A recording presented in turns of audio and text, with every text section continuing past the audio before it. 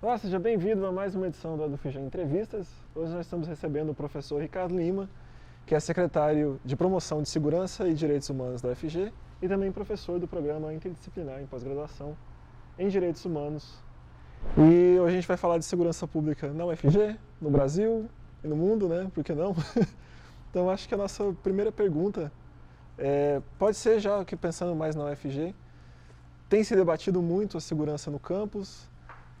Houveram já algumas situações um pouco complicadas no campus e ao mesmo tempo tem uma resistência com a presença policial no campus.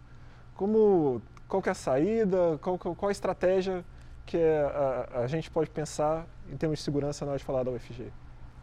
Olha, a questão da segurança, né, é uma questão fundamental do Estado, né?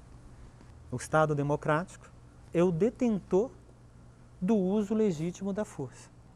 Não há como eu tratar a universidade como um condomínio, né, e resolver as coisas fora do mundo e transformar a segurança patrimonial, né, num tipo de coisas que ela não pode fazer. A função e a atribuição das forças de segurança está constitucionalizadas. Então, algumas coisas só a polícia militar pode fazer, algumas coisas só a polícia civil pode fazer, algumas coisas só a PRF pode fazer, algumas coisas só a Polícia Federal pode fazer. Mas a segurança patrimonial não pode fazer nenhuma dessas coisas.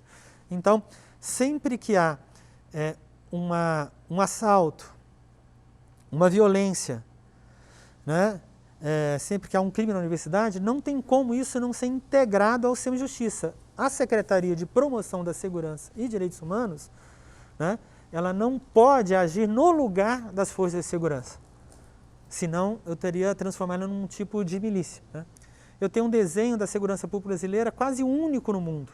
Então, essa discussão que a gente está tendo aqui agora, do que pode e o que não pode, né, as forças de segurança fazerem dentro da universidade, isso na década de 50, na década de 60, nos outros lugares do mundo, isso foi feito.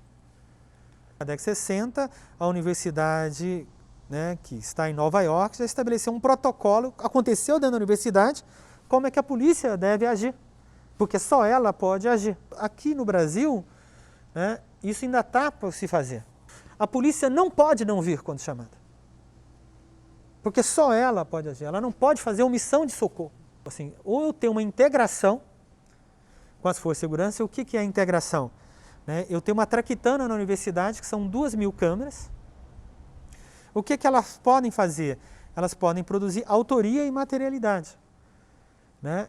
Mas a partir da investigação da ação, né, nas primeiras 24 horas da Polícia Militar e da investigação da Polícia Civil, a gente fornece para as forças de segurança, a partir de um pedido oficial, né, placas de carro, imagens, né, assim, para que a polícia, a partir de elementos de autoria e materialidade, possa apurar e fazer, seguindo o devido processo legal, com ampla defesa, chegar, né, e poder fazer as punições que a justiça entender e os reparos que a justiça entender que são necessários, né? Desde o livro Rota 66 até semana passada, que a polícia de São Paulo executou um cara com um tiro nas costas, você tem essa presença constante midiática de violência policial.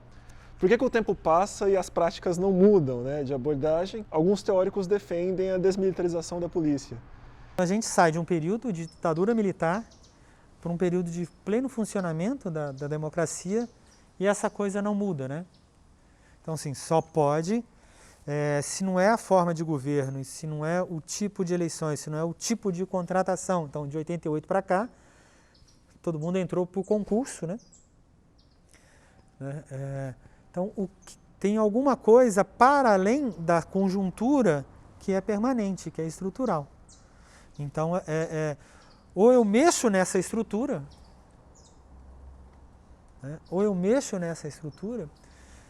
ou então eu vou ter um cenário muito maluco. Então, no processo de mudança conjuntural e de regime, de forma de governo, essas estruturas ficaram intocadas. Eu só tive um momento grande de discussão sobre o sistema de justiça brasileiro e das forças de segurança, que foi a primeira Conferência Nacional de Segurança Pública, onde, inclusive, os profissionais de segurança pública participaram e deram opinião. Onde que está concentrada a maior parcela da população brasileira que é contrária à militarização? Dentro da polícia militar. Quando eu tenho pesquisas de opinião pública, né, a sociedade como um todo não tem grandes questionamentos em relação à militarização da polícia militar. Mas os praças, os oficiais, têm muito a se queixar. A segurança pública, né, e os profissionais de segurança pública têm que ser chamados para essa conversa e eles têm que dizer, deste lugar de fala, dos seus problemas. Eles têm que se pensar, então, como sujeitos de direito e pensar a reformulação. Será que só a gente está certo? Será que não é a gente espelhar nas outras polícias do mundo e fazer uma polícia de ciclo completa, integrada, e eu ter uma possibilidade, né,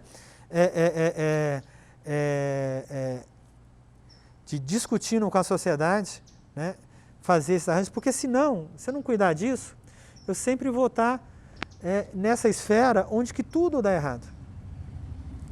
A polícia brasileira também é uma das polícias que mais expulsam policiais de suas corporações por problemas de atuação, por problemas éticos. Mas isso alimenta um outro processo.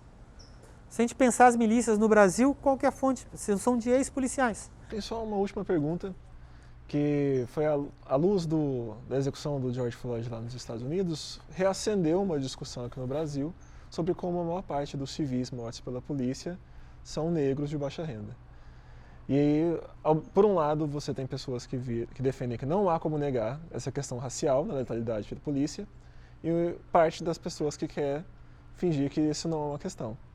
Como que o senhor vê essa questão racial aqui no Brasil e qual que é a diferença dela, por exemplo, com os Estados Unidos?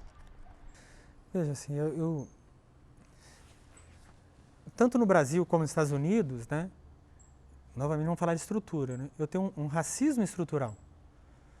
Tanto lá quanto cá, eu estou falando de uma herança da escravidão. Não tem instituição brasileira que não reflete isso. Desde as províncias, desde o Brasil colônia, as polícias provinciais, as polícias estaduais eram ligadas ao poder local e não à cidadania local. Então, é uma polícia que serve ao poder, que serve às estruturas de poder. Num país dos mais desiguais do mundo, né, tem uma função também de conter, né, qualquer perspectiva, né, de insurgência, de revolta, de enfrentamento dessa base absolutamente excluída. Né?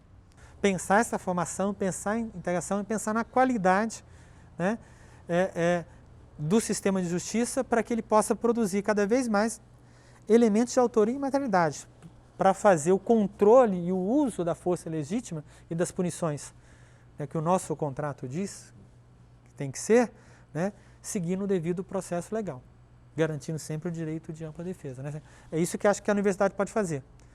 Desse lugar que ela pode pouco, ela pode ajudar na formação. É isso, professor Ricardo. Muito obrigado por ter participado do programa com a gente. Eu que agradeço. O do FGE Entrevista fica por aqui. Até semana que vem.